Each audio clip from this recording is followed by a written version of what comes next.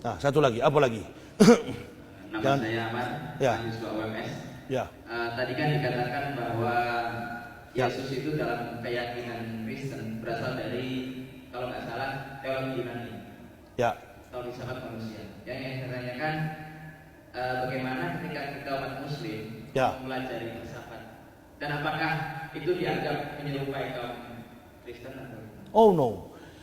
Yang dilarang dalam Islam itu, filsafat itu adalah induk dari segala macam pengetahuan ilmu.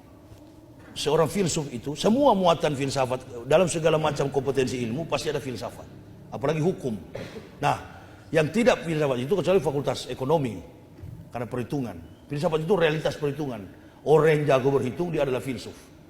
Adik kalau belajar filsafat itu pekerjaan membuang waktu. Semua dalam masjid ini kalau saya tanya, Robert Darwin mengatakan manusia dari monyet, pasti nggak setuju. Nggak setuju? Pasti nggak setuju. Tapi saya setuju. Nah, itulah beda. Karena saya belajar filsafat. Kenapa? Kepastian setuju itu karena perhitungan yang tepat. Siapa tahu waktu saya bertamu di rumah Darwin, ada foto memang omanya monyet. Jadi induk dari segala ilmu pengetahuan itu adalah yang tidak boleh dalam Islam, filsafat ketuhanan. Karena dia tidak bisa dihitung, dia bukan zat, dia bukan natural, dia bukan materi. Yang dihitung berdasarkan susunan elemen materi. Begitu ya. Jadi dia tidak bisa dihitung. Makanya sudah ditekankan di garis pembatas itu sudah jelas dalam Islam. La ilaha illallah. Sebenarnya konsep teori ketuhanan Yesus itu lebih berpeluang dalam Al-Quran. Dikatakan begini dalam Al-Quran. Isa itu orang yang terkemuka di dunia dan akhirat. Wah, ini kalau difilsafatkan bisa jadi Tuhan. Tapi tidak pernah ada peluang satupun dalam Al-Quran mengatakan bahwa Isa adalah Tuhan. Dia adalah manusia biasa yang diutus oleh Allah dengan cara spektakuler. Karena dari 3.500 tahun kemarin sini tidak ada nabi di tengah Bani Israel. Mujizat yang paling besar bagi Bani Israel dan yang paling besar dan paling terakhir adalah menghadirkan manusia tanpa konotasi seks. Artinya tanpa hubungan biologis. Karena Allah masih sayang kepada Bani biadab ini supaya kembali ke jalan Allah. Tapi belum sekarang, nanti ke depan. Makanya Isa bertugas dua dalam Injilnya. Meluruskan jalan hidup Bani Israel. Dan yang kedua mengatakan mim badismuhu Ahmad. Akan datang seorang yang bernama Ahmad. Gagal sampai sekarang. Bangsa biadab itu tidak beragama Islam. Hanya sebagian kecil. Yang orang-orang ahli saja, bagian fisikawan, matematikawan, dan kemudian para artis yang kemudian masuk Islam mendapat hidayah. Kebanyakan Yahudi itu. Karena Yahudi dan Islam ini hampir sama sih, dia juga tidak memakan makanan haram. Dan umur 8 tahun dilahirkan disunat. Sampai hari ini orang Yahudi. Makanya Maryam waktu mau dirajam dengan batu, lari bersembunyi di pohon-pohon korma. Ketakutan Maryam. Tapi Jibril datang, Rohul Kudus datang, pulang Maryam. Bahwa kandunganmu itu karena kurnia dari Allah. Pulang Maryam, karena di Israel sampai hari ini kan ada hukum rajam. Ketemu orang berzina, rajam dengan batu. Wanita tanpa suami, rajam dengan batu. Karena dianggap najis. Ketemu anjing, rajam dengan batu. Karena dianggap najis. Orang kusta, rajam dengan batu. Karena dianggap najis.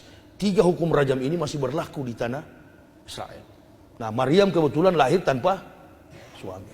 Tapi dilindungi. Begitu mau dirajam, anak ini terus bicara dari ayunan. Qala ini Abdullahi ataniyal kitab wa ja'alani nabiyya wa ja'alani mubarakan ainama kuntu ausoni bisolati wa jakati madumtu haya.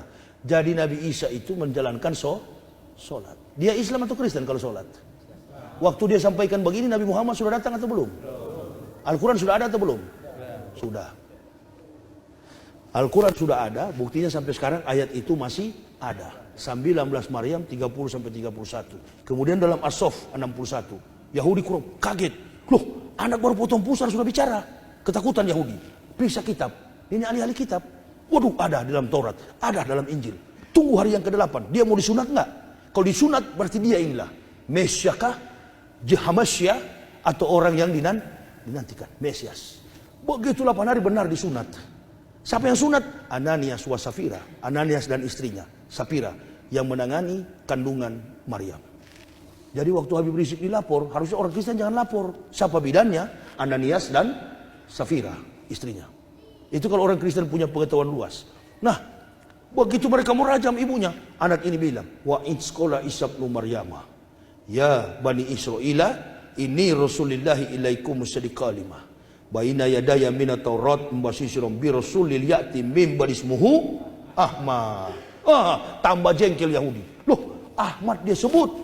Ada semua dalam Al-Quran, ada semua dalam kitab Taurat, Injil. Datang Nabi kita Muhammad sallallahu alaihi wasallam. Kalau ini peristiwa omong kosong, mana orang tua sini? Mana yang paling tua? Mana orang kita di antara kita yang paling tua ini? Umur berapa? Umur berapa? Umur berapa? 63. Jujur sajalah, 63 tahun lalu Bapak bisa ingat secara detail peristiwa-peristiwa apa yang terjadi. Saya ceramah di Gorontalo, ketemu teman sekolah saya, masih SD. Dia bilang, Ustadz, ente lupa, 20 tahun lalu kita mandi di sungai. Ente bawa lari saya punya celana. Kurang ajar sekali kamu dulu, Ustadz. Saya tidak ingat, tapi dia ingat. Artinya begini, memori manusia ini hanya mampu merekam peristiwa maksimal 30 tahun. Siapa yang kasih tahu Nabi Muhammad jaraknya 576 tahun lalu membuat kitab buku ini yang tersusun secara sistematis, kontekstualis, teologis, and rasional. Tolong bantah itu. Makanya Al-Quran bantah. Kalau kamu kafir dan munafik mau bantah kami, mengatakan kami pendusta, semisal satu surat saja kalian buat. Kalau boleh, satu surat bukan satu kitab. Sampai hari ini Al-Quran tantang, tidak ada yang berani. Dan pernah terjadi itu di Eropa, konven pendeta di dunia. Dia robah tuh Alkitab. Apa dia bilang?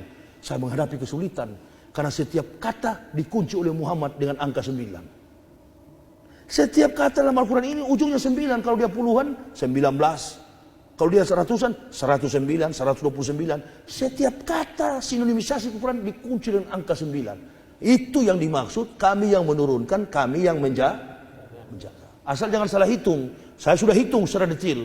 Setiap kata dikunci dengan angka 9. Kapan Nabi Muhammad belajar komputer? Karena yang bisa mengunci angka dalam prediksi angka itu hanya komputer.